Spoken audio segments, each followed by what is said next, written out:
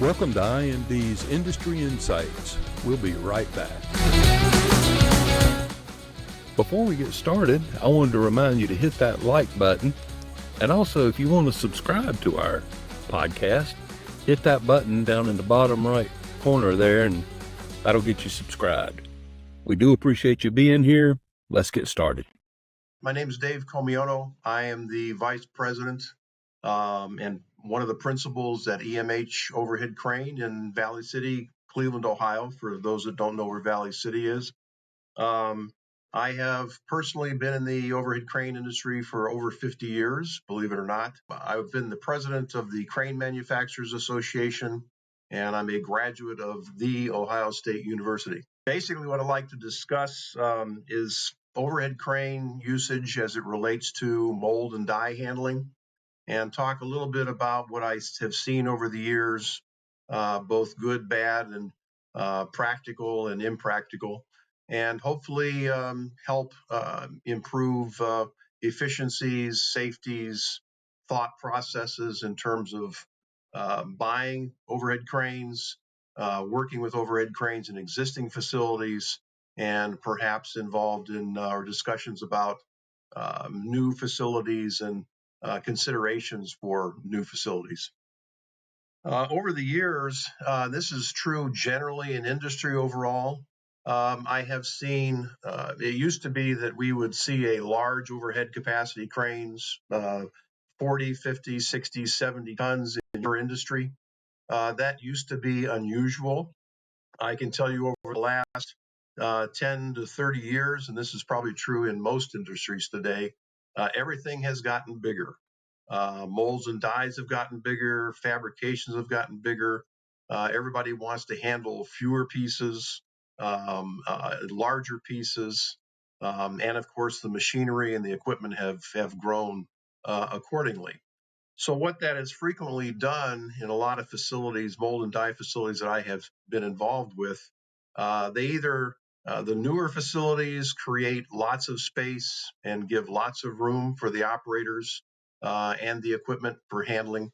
The older facilities, as they've tried, the industry has tried to get as many machines into an area as possible. They've put bigger machines in facilities that maybe were not intentionally meant to have bigger machines. You see this a lot in the paper mill industry as well. They put in a huge new press, but they forget that the ceiling height has not changed. So what that basically means is, generally speaking, is the tighter the facility is, the more machines in a given space, safety and handling, especially as it relates to the overhead crane, become really, really critical. The operators don't have as much room to work in. They don't have clear vision, oftentimes, of where other employees are. So all of those, how you work with and handle the cranes and the dies are really become very, very critical as your space decreases. Hopefully, if you're planning a new facility, you'll plan for lots of space, so that does not become an issue. EMH, we have a complete range of overhead cranes. We have handled dies as small as 50 pounds for Legos, and as large as 50 or 60 tons for automotive related facilities. So we have a broad range of equipment. We do freestanding systems, double girder cranes, single girder cranes, with all kinds of features and related needs for general handling, as well as mold and die specifically. Basically, as I said, the issues with space become really critical. Typically, most accidents and injuries that I have seen, or damage to equipment that I have seen, believe it or not, is in most cases an operator problem. They push the wrong directional facility. They try to lift too high. They try to go over machines with bigger dies than they thought they were handling. They try to go too high. They try to go too fast. And so what that means is training, of course, becomes paramount for any new operators.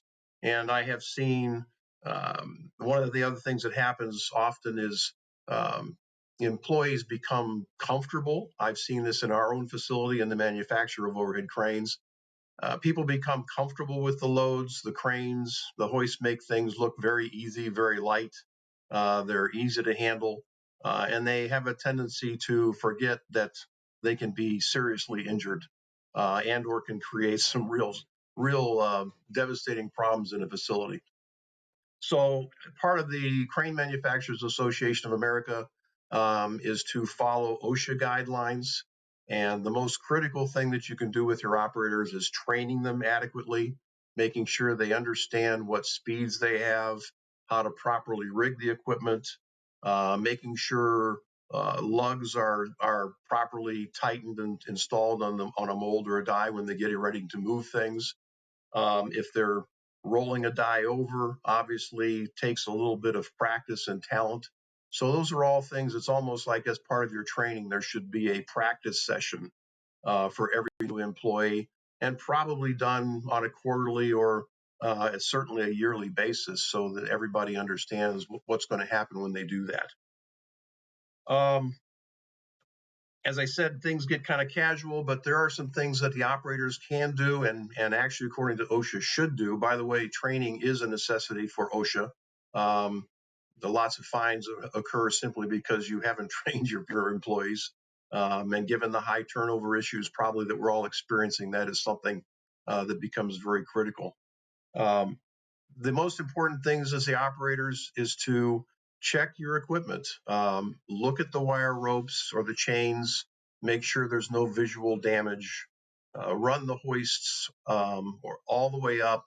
Run each function of your crane or your hoist at the beginning of your shift, and make sure that everything is functional and safety features are working, lights are working, horn is if available is working, so that they have a good feel for the equipment before they start work.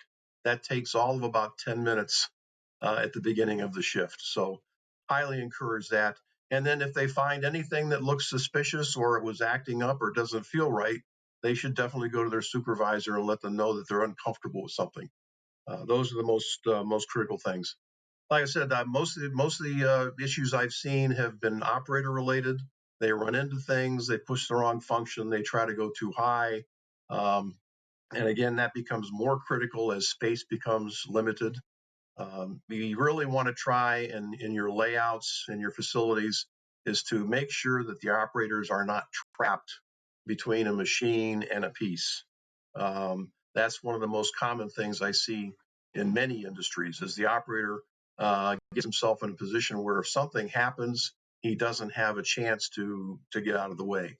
So you want to, and that leads then, I guess, to a discussion of the kind of features that are available when you purchase a new crane or even retrofitting one of your old cranes or facilities, is to make sure as much as you can that you have multiple speeds. The old time industries were single speed, push the buttons a lot. Make sure that you have a good slow positioning speed at the least. And today with the new variable frequency drives, you can control all of those things very readily, gives the operator much more control over the load. So there's a lot of desirable crane features that can be incorporated either as you purchase the equipment or as you improve your operation. Multiple speeds. I encourage highly radio controls, which allows the operator to stay away from the load and not get caught between a load and a machine. Um, uh, there's making sure that you have as much clearance, as I've said before, as possible. Checking your upper and lower limit switches. Make sure you have both a geared limit switch, which sets a position, and then a stop limit beyond that. In many cases, you'll find that a lot of cranes have only one switch. If that switch is not working or your phasing is wrong, then you can potentially do what we call tube blocking, which means run the block of the hoist up into the hoist. And if they're not paying attention, that will break a rope and drop a load. So it's really critical that you make sure that your limit switches are correct. And I encourage you to have both of those switches in your operation. There's lots of anti-collision devices, lasers to keep so you don't run into other cranes. We can have slow down and stop limit switches so you don't run into the end of the building or side clearances. You can get into area protections so that the crane with lasers you don't allow the operator to operate in a certain area. You can have lockout mechanisms for all of those things. So to give the supervisor control, so your operators can only do exactly what they're supposed to be doing. Um, uh, Encourage, if you're storing your dyes or your molds, making sure that you're not stacking too high. Again, it becomes an industry issue. Everybody wants bigger ones. They want more of them so they can handle more product. And ultimately, you end up with some safety considerations with people climbing around on molds and dyes to facilitate moving them to the machines or for maintenance purposes. Um, there are other safety issues that can be provided, items can be provided. We have lighting arrays. It's basically a spotlight that shows an area on the floor that lets the operator know that he's within range of the load and shouldn't be. That's becoming a very common piece of equipment. The every hoist should have an overload limit device that keeps the operator from either having a piece locked and not free to be lifted. That can happen from time to time. It hasn't been released yet from the machine. The overload device will prevent that. So obviously, and then handling, if you have a 30-ton crane, you should not be handling 35-ton dies or molds, which happens occasionally. So overloading is, again, another kind of a common occurrence that needs to be watched. If you have more than one hoist, and I encourage, if you're rotating or flipping or doing anything with a mold or a die, I encourage the use of two hoists. You want to have one hoist that's the main capacity, so 30 tons if that's the largest piece that you're handling. And then you want to have another hoist either tied to or on the same trolley that can be used for half the capacity, and that can be used then for picking up and rotating the piece. And so you don't have to worry about, you always have the main capacity between the two hoists. As part of that, and that's not something that a lot of people purchase, but again, it's becoming more common with the technology, is to have a summation arrangement with your overload devices so that the operator can know if he's got more than one, if he's got too much load on one hoist or the other. And then, of course, there's visual displays that can be installed so that you can see, the operator can actually see how much load he has on the hook, which is certainly a nice feature. And again, becoming cheaper and more common. Radio controls used to be multiple thousands of dollars. A reliable handheld radio control can be done for $1,500, $2,000 with a new or a retrofitted piece of equipment. So again, I encourage, get rid of your push button stations, use those simply as a backup, and have a radio control as your main function. The training is critical. There's a much more extensive, the Crane Manufacturers Association, and I encourage you to go there if you haven't been there. It's www.cma.org, I think, or it's also related to MHI, which is the www.mhi.org. And there is just a huge array of helpful equipment, pictures, case histories, safety documentation, specifications. All of those things are readily available for your use. And then you get into, after, I guess, the only thing left really is having to do with good maintenance. And that's having, depending on your usage, if you're a high multiple shift facility with high usage, with lots of machines, the maintenance then becomes required more often. And inspecting ropes, inspecting hooks, making sure that all your equipment is functioning properly, that there's no worn parts, you're not having faults with the equipment.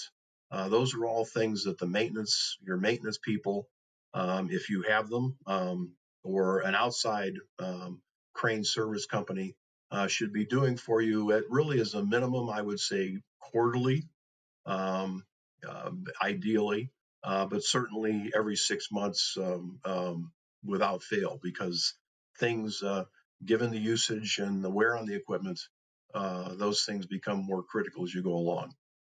So with that, I think I've covered everything I'd like to cover.